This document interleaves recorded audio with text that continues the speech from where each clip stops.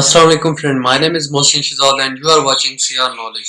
Last lecture में मैंने आप लोगों को बताया था कि ऐड टू कार्ट कैसे बनाते हैं हम लोग और कैसे अपनी वेबसाइट में ऐड टू कार्ट का ऑप्शन बनाते हैं। इस लेक्चर में मैं आप लोगों को पेमेंट मेथड के बारे में बताऊंगा कि हम पेमेंट कैसे कर सकते हैं, हमारे पास क्या-क्या तरीके होते हैं, उसके बारे में मैं आप लोगों को बताऊंगा। लेकिन वीडियो में आगे जाने से पहले अगर आप मेरे चैनल पर न्यू हो तो लाइक, शेयर और सब्सक्राइब लाजमी कीजिएगा और बेल आइकन को भी दबाइएगा ताकि आपको लेटेस्ट अपडेट मिलती रहे। तो चलते हैं अपने लेक्चर की तरफ।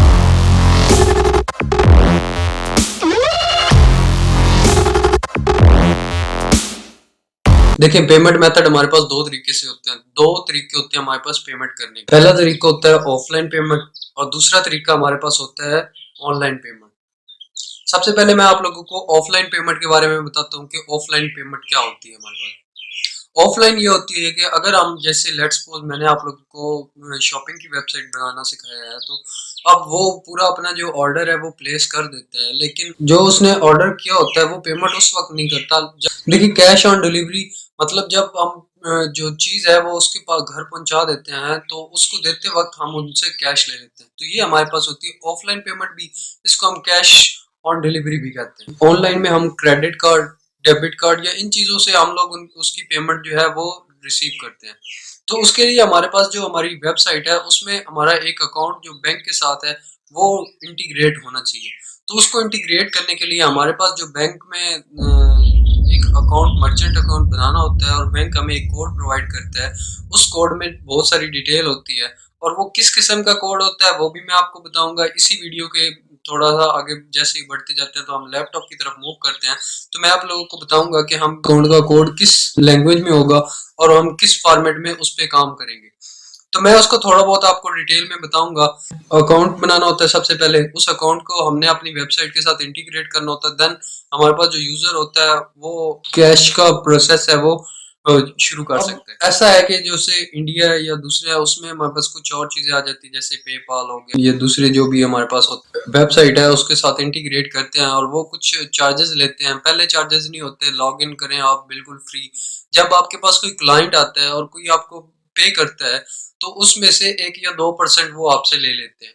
तो इसलिए लेकिन पाकिस्तान में हमें एक बैंक में अकाउंट चाहिए होता है, उसके थ्रू ही हम लोग अपनी पेमेंट जो है वो रिसीव कर सकते हैं। या फिर आप ऐसा कर सकते हैं कि आप अपना कोई भी बैंक अकाउंट बनाएं और जो अपने यूजर हैं उनको कहें कि बैंक पे वो पेमेंट करवा के फिर आपको एक उसका पिक्चर या स्क्रीनशॉट लेके भेज दें। जैसे ये ओरिफ्लेम या दूसरे जो भी ऑनलाइन बिजनेस है वो मोस्टली जो है ऐसे ही काम कर रहे हैं कि वो ऑनलाइन ऐसे ही पेमेंट सेंड करते हैं।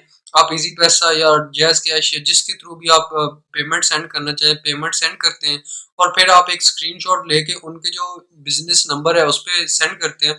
वो आपकी जो पेमेंट है उसको वेरीफाई करता है और फिर आपको उसका जो भी मैसेज है वो मिल जाता है।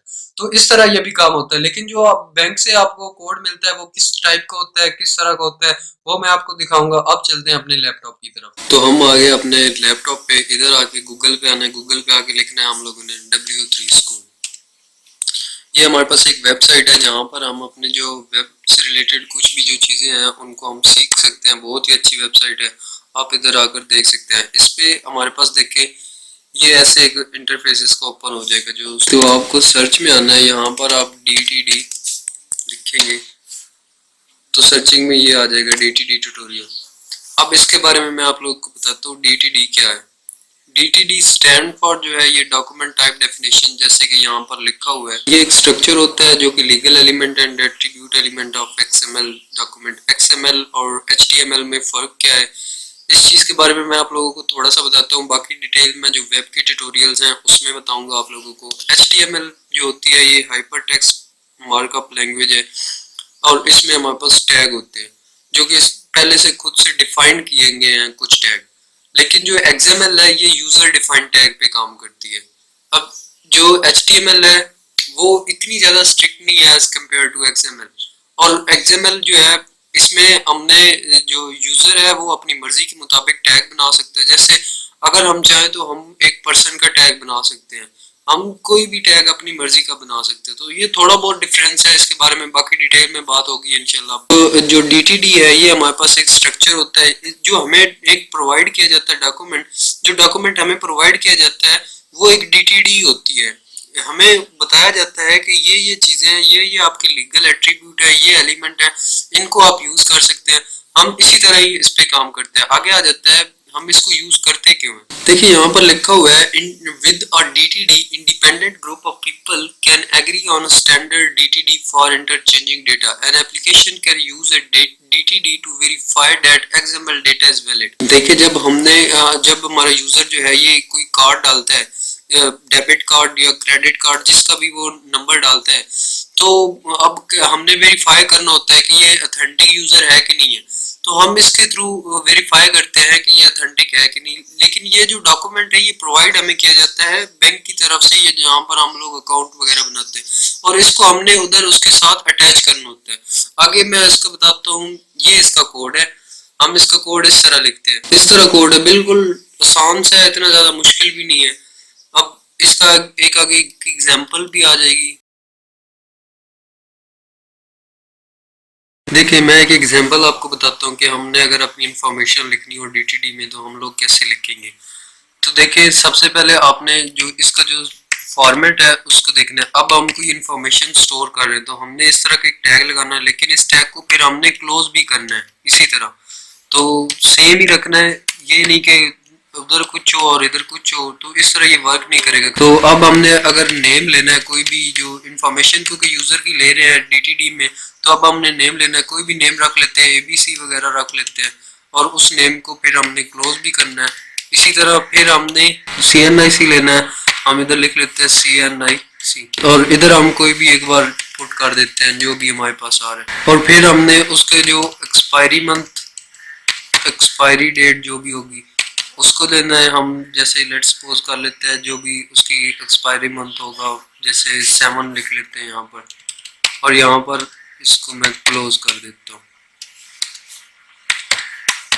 आपने थोड़ा सिंटेक्स पे जो है ना वो ध्यान रखना है, इसमें कोई चेंजेस नहीं, कोई भी इसमें अगर आपने जो टैग ओपन किया उसको क्लोज भी लाजमी करना है। देखिए मैंने ये ओपन किया, इसको इधर मैंने क्लोज भी किया, इसी तरह इसको भी क्लोज किया, ओपन भी किया, इसको भी आपने इसका जो ये चीज है इसको ध्यान में लाजमी रखना है। और इसी तरह फिर आप एक्सपायरी ईयर जो भी होगा और फिर जो आपको आगे ठीक लगे। इस तरह ये एक एग्जांपल छोटी सी थी मैं आपको समझाने के लिए कि वहाँ पर डीटीडी में हम इंफॉर्मेशन कैसे रखते हैं, किस तरह काम करते हैं।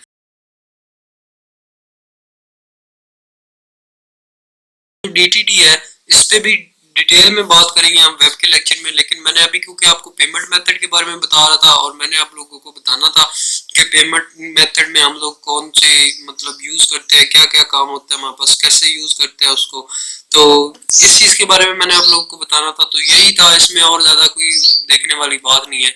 अगर आपने ज्यादा इसके बारे में देखना है तो इस साइड पे देखें XML DTD, और ये सारे इधर डीटीडी एक एग्जांपल्स पे आ जाते हैं, मैं आप लोगों को बताता हूँ। यहाँ आप इजीली लर्न कर सकते हो कोई भी चीज। तो ये देखिए यहाँ पर अगर आप देखें तो ये न्यूज़पेपर आर्टिकल डीटीडी हमारे पास आ रहा है कि हम न्यूज़पेपर आर्टिकल कैसे, ये टीवी शेड्यूल जो हम लोग बनाते हैं, जो शेड्यूल हम देते हैं उसके बारे में है, और फिर प्रोडक्ट कैटलॉग डीटीडी, और इस तरह आप जो भी इसमें एग्जांपल्स आप मोर देखना चाहें तो देख सकते हैं।